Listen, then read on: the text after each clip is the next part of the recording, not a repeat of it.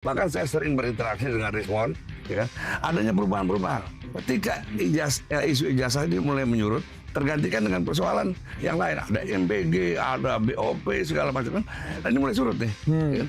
Dan rupanya Rizwan memandang bahwa kalau seperti ini kerugiannya terlalu besar buat saya. Artinya apa? Dari segi biaya dan segala macam. Karena saya juga sempat bicara dengan Rizwan dan istrinya pada saat makan kita habis pulang dari Mabes Polri. Saya keluar terus kemudian duduk di trotoar. Terus seperti ini rawan juga gitu. Gitu loh. Rizwan bilang kan, dia menghadiri acara deklarasi gerakan mengembalikan kedaulatan. Dia sempat bicara sama temennya, kayak kita ke Bandung, aku mau bawa buku ini. Saya bilang, bang, saya ikut bang. Oh iya boleh. 5 menit kemudian saya batal nggak jadi ke Bandung. Saya semakin curiga saya, wah bajingan orang. Bahkan sebelumnya sudah ada isu dari Panarko dan segala macam. Rizwan sedang didekati dan dia masih akan. Saya berjumpa dengan orang paling dekat dengan Presiden Prabowo. Dia mengatakan, saya tanya, apakah Pak Prabowo tahu kalau ini posisi Jokowi seperti apa? Palsu. Kenapa? Terus kemudian ini didiamkan? Bukan didiamkan. Pak Prabowo sudah menekankan kepada Kapolri agar tidak terjadi kriminalisasi dalam proses hukum kasus ijazah palsu Jokowi.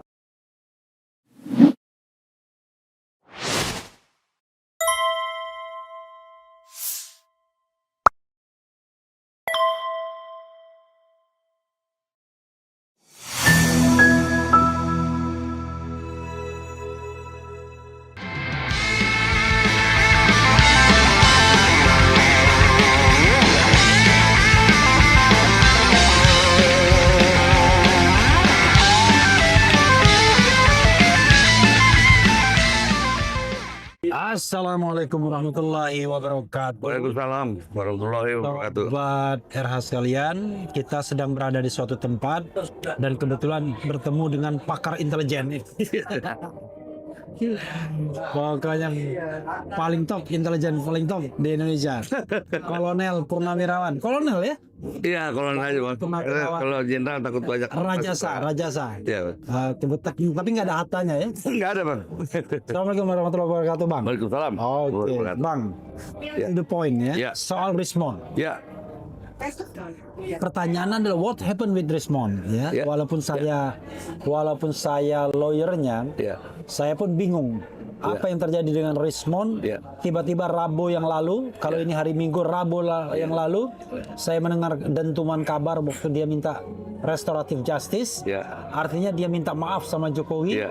Ya. Dan mendinai, Ya. mendelegitimasi apa yang sudah dia katakan, apa Ya. yang dia tuliskan. Ya betul. Banyak orang mengatakan berbagai spekulasi. Ya.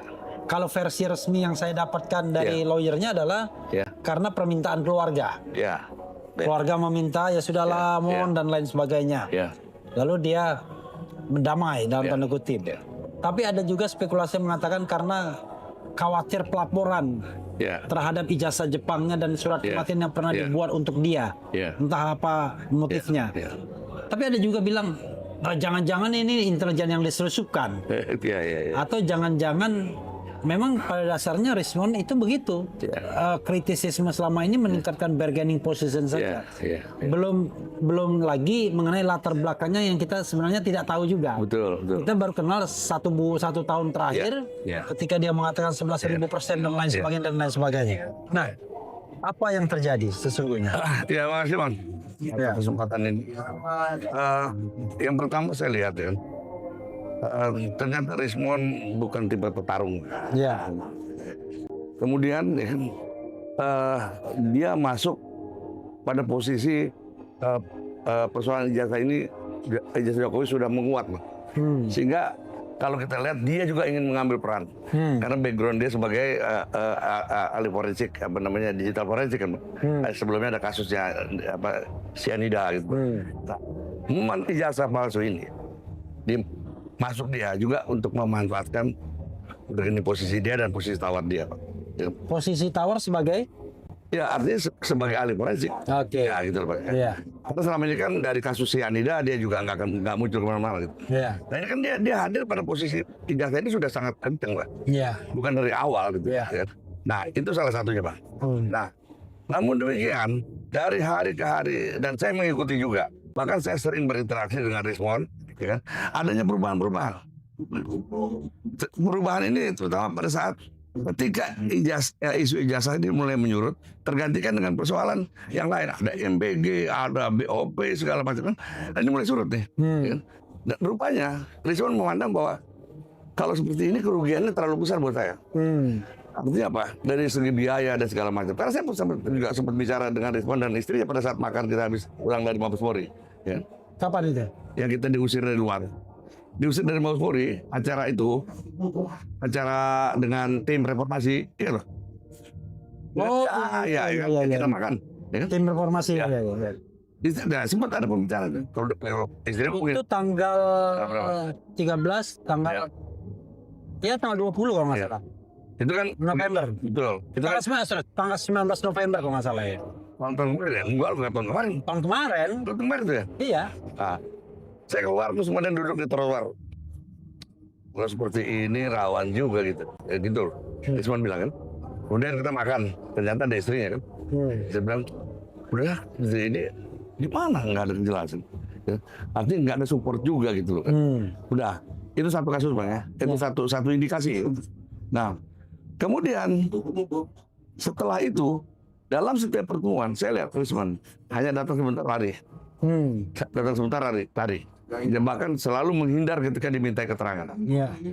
Nah terakhir pada saat dia menghadiri acara deklarasi gerakan mengembalikan kedaulatan. Ya, GMKR. Ya, dia sempat bicara sama temennya. Iya. Ada temennya. Ya kita ke Bandung, kita mau bawa buku ini. Saya bilang, Bang, saya ikut Bang. Oh iya boleh. 5 menit kemudian saya batal nggak jadi ke Bandung. Saya semakin curiga saya, wah bajingan orang. Bahkan sebelumnya sudah ada isu dari Panarko dan segala macam. Rizwan sedang didekati, gitu loh. Nah itulah klimaksnya Bang. Jadi persoalannya, ya kan? GMKR itu tanggal berapa waktu itu ya? Kalau nggak salah, udah Januari Bang. Iya. Udah tahun sebelum puasa lah, sebelum puasa. Nah di situ dan kemudian kan dia pergi, nggak mengikuti acara itu. Iya, dia GMKR tidak sempat ngomong dia. Iya nggak sempat ngomong, bahkan pada saat itu dia sudah diminta ngomong. Iya. Dan dari situlah saya sudah berusaha untuk mengambil kesimpulan bahwa Rizwan ada sesuatu gitu. Nah, jadi persoalan Rizwan ini adalah berawal dari ingin meningkatkan nilai tawarnya sebagai seorang digital forensik dengan terlibat di dalam persoalan ijazah palsu Jokowi yang sudah begitu kuat isunya Bang, bukan di awal-awal. Namun demikian dalam perjalanannya, ya, dia melihat bahwa dukungan dari pihak pemerintah sekalipun pemerintah sudah berganti pada Prabowo tidak ada sama sekali. Nah ini sudah mulai muncul rasa takut Bang, muncul ketakutan dia. Apalagi kemudian isu ijazah palsu ini mulai digeser oleh isu MBG, kemudian isu BOP, kan politik luar negeri. Terakhir perang. Ya betul, perang. Nah, disinilah dia harus mengambil keputusan. Ternyata, tadi saya bilang, dia bukan seorang petarung. Dihadapkan oleh situasi seperti itu. Artinya dia mengambil keputusan selagi kasus ini tidak terlalu surut dan bargaining posisinya masih tinggi, begitu? Bukan masih tinggi. Justru dia meragukan, gitu Pak. Artinya gini, dia masuk karena dia ingin nilai tawar dia naik. Iya. Tapi dari ke hari ke hari, ya kan, ternyata bukan meningkatkan nilai tawar menurut dia ya, menaikkan nilai tawarnya, tapi membuat ini landai dan banyak orang akhirnya juga tidak suka dengan dia gitu. Nah ini ketakutan. Nah, makanya dari sisi intelijen, saya lihat dari gesturnya terakhir kan, saya ini bahkan sama waktu acara di acara deklarasi itu, saya sempat bicara sama Panarko. Panarko bilang, hati-hati. Dia didekati orang. Ini Pak, ini bukti Pak. Memang betul dideketin dan dia pasti akan kena. Saya bilang itu. Jadi kita lihat ya kan, yang begitu sangat menyakitkan ketika dia menyatakan bahwa dia kritisi sendiri hasil penelitian dia. Ini kan semacam mendowngrade kan, ya? Bahwa tentang ijazah itu sendiri gitu. Nah, ini jelas pesanan. Ini pesanan kalau ini. Ini pesanan.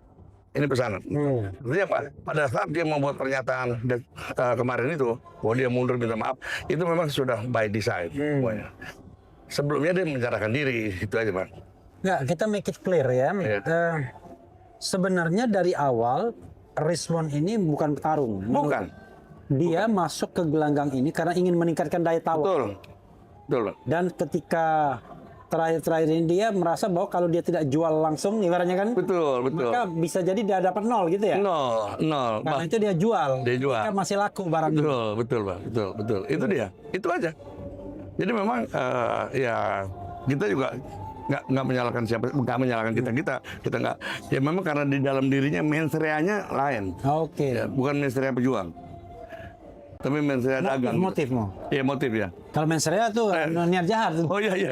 Ya. Motif. Ya, itu dia, ya kan. Oke. Di situ. Jadi memang kalau buat saya melihatnya bahwa kehilangan Rizwan, saya pikir sesuatu yang menguntungkan buat perjuangan ini, nggak masalah.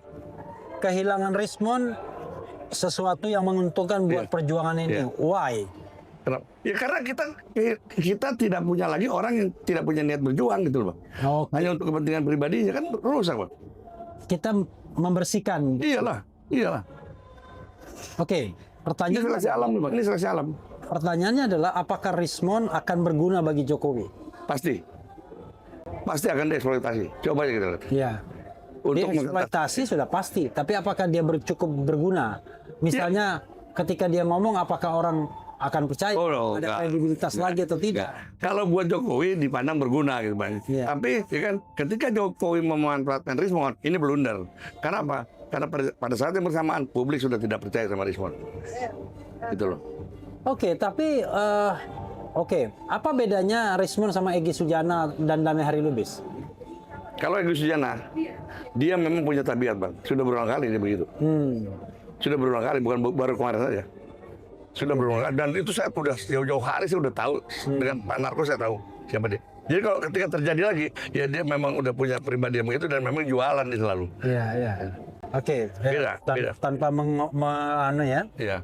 Karena kita tidak ada Egy Sujana untuk klarifikasi, tapi itu pendapat abang ya. Iya. Kalau Rismond itu tadi Bang. Jadi dia kan orang yang tidak dikenal. Kemudian dia mulai mencoba memperkenalkan profesionalisme dia melalui beberapa kasus-kasus, terutama kasus kopi sianida. Ternyata itu pun tidak mengangkat, mengangkat dia. Nah, kemudian datanglah persoalan ijazah palsu yang berkaitan erat dengan persoalan penyelidikan itu Bang. ijazah palsu. Iya, ijazah palsu berkaitan dengan profesinya nih Pak. Iya, digital forensik. Tapi kan dia masuk pada saat isu ini udah kuat Bang, udah menjadi isu nasional. Iya. Artinya dia riding the wave. Iya, dia menunggangi nih Bang. Ya kan, mudah-mudahan ini dapat manfaat yang lebih besar untuk dia. Tapi dalam perjalanan ternyata panjang sekali Bang. Pergantian kekuasaan pun tidak merubah apa-apa nih Bang. Ya kan, buat posisi Rismond nih. Dan Rosyuro tentunya ya kan. Nah, disinilah mulai ada kecemasan. Apalagi kemudian ditambah dengan bergesernya isu ijazah nih kan, mulai kepada isu-isu internasional, isu segala macam. Nah, disinilah Rismond mencoba ngambil keputusan mumpung ya kan masih laku barang itu. Tapi sebetulnya bukannya laku dalam tanda kutip ya. Ya itu laku untuk dihinakan lah gitu. Oke. Nasihat abang buat mereka yang ditinggalkan quote-unquote Rismond, misalnya Dr. Tifa, Roy Suryo, gimana? Saya pikir apa yang terjadi kemarin itu, yang menimpa teman-teman ya, itu saya pikir ini sebuah petunjuk dari Allah Subhanahu Wa Taala ya kan, untuk melakukan seleksi alam di mana yang tidak bermanfaat tersisir dengan sendirinya. Jadi kita nggak perlu takut, nggak perlu khawatir. Lanjut, abang mau tahu? Saya buat statement hari ini ya. 3 hari lalu, ya kan, saya berjumpa dengan orang paling dekat dengan Presiden Prabowo, pejabat negara. Dia mengatakan, saya tanya, apakah Pak Prabowo tahu kalau ini posisi ijazah Jokowi seperti apa? Palsu. Tahu, memang palsu. Kenapa terus kemudian ini didiamkan? Bukan didiamkan. Pak Prabowo sudah menekankan kepada Kapolri agar tidak terjadi kriminalisasi dalam proses hukum kasus ijazah palsu Jokowi.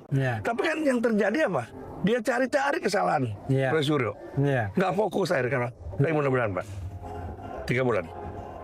Oke, 3 bulan selesai ini barang. Ganti? Iya. Oh, 3 bulan ganti Kapolri? Iya.